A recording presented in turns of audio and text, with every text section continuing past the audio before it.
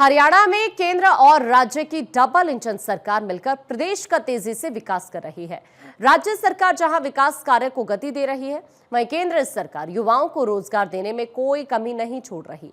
इसी के तहत मुख्यमंत्री नायब सिंह सैनी ने कुरुक्षेत्र में रविदास मंदिर और धर्मशाला में अंबेडकर भवन का उद्घाटन किया। वहीं दूसरी तरफ केंद्रीय राज्य मंत्री राव इंद्रजीत सिंह ने गुरुग्राम में पीएम रोजगार मेले के तहत युवाओं को नौकरी के नियुक्ति पत्र भी बांटे।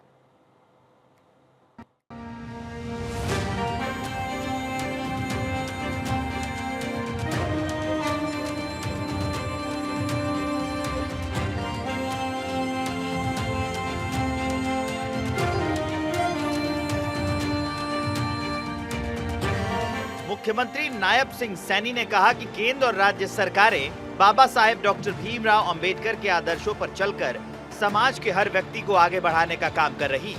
सरकार ने गरीब और पिछड़े लोगों के लिए कई योजनाएं शुरू की हैं ताकि उन्हें सशक्त और खुशहाल बनाया जा सके। सरकार ने 2025 को संविधान गौरव वर्ष के रूप में मनाने का फैसला किया है, जिसमें बाबा साहेब के कार्यों और आदर्शों को याद किया जाएगा।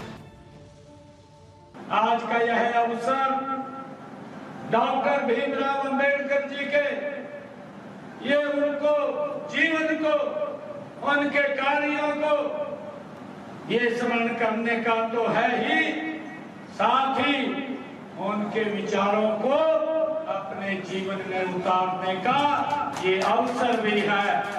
मैं इसलिए आप सबका दिल से धन्यवाद करता हूं। हमने डॉक्टर भीमराव अंबेडकर जी जैसे महापुरुषों के संदेश जन जन तक पहुंचाने के लिए हमने संत महापुरुष विचार प्रसार समिति को बनाई हुई है। उस योजना के माध्यम से हम महापुरुषों के विचारों को जन जन तक पहुंचाने का काम करते हैं और मुझे गर्व है अब की बार 14 अप्रैल को बाबा भीमराव अंबेडकर जी के जयंती के अवसर पर देश के यशस्वी प्रधानमंत्री नरेंद्र मोदी जी हरियाणा में इस विकसित भारत को गति देने के लिए 2 स्थानों के ऊपर आए हैं। ये दिन उनको समर्पित रहा है। डॉक्टर भीमराव अंबेडकर जी एक महान समाज सुधारक थे। उन्होंने जाति पाति एवं छुआछूत, असमानता, अन्याय और शोषण के विरुद्ध संघर्ष किया। कुरुक्षेत्र में मुख्यमंत्री नायब सिंह सैनी ने रविदास मंदिर और धर्मशाला की तरफ से आयोजित डॉक्टर BR अंबेडकर सम्मान समारोह में हिस्सा लिया। उन्होंने वहां अंबेडकर भवन का उद्घाटन किया। इसके बाद उन्होंने मंदिर में प्रदेश की सुख समृद्धि के लिए पूजा अर्चना की। मुख्यमंत्री ने इस संस्था को 21 लाख रुपए देने की घोषणा भी की। उन्होंने कहा कि 2025 को संविधान गौरव वर्ष के रूप में मनाया जाएगा, जिसमें बाबा साहेब के योगदान को याद किया जाएगा।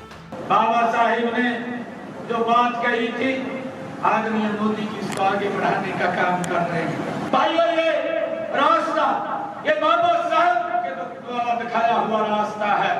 ये व्यक्ति को कैसे सशक्त और मजबूत किया जाए, उसके साथ भेदभाव ना हो, उसके साथ अन्याय ना हो, उसको न्याय मिले, उसको भी आगे बढ़ने का अवसर मिले। भाइयों, ये काम हमारी सरकार पिछले 10 वर्षों से कर रही है। खुशी है कि हमने अपने बजट के अंदर जो कुरुक्षेत्र के अंदर यहाँ पर गुरु रविदास धाम बनने जा रहा है, उसके लिए 5 करोड़ रुपए का प्रावधान भी हमने अपने बजट के अंदर किया, ताकि उनकी शिक्षाओं, ताकि उनके जीवन को दुनिया के लोग जाने, दुनिया के लोग समझे और उस रास्ते के ऊपर हम आगे बढ़े। मैं आप सबको दिल से धन्यवाद करता हूँ। आज मैं यहाँ गुरु रविदास इस पवित्र स्थल के ऊपर आया है। मैं 21 लाख रुपया यहाँ पर दे करके जाता हूँ और आप सबका मैं दिल से बहुत बहुत धन्यवाद करता हूँ। वहीं गुरुग्राम में प्रधानमंत्री रोजगार मेले का आयोजन हुआ, जिसमें केंद्रीय राज्य मंत्री राव इंद्रजीत सिंह ने 147 युवाओं को नौकरी के नियुक्ति पत्र दिए।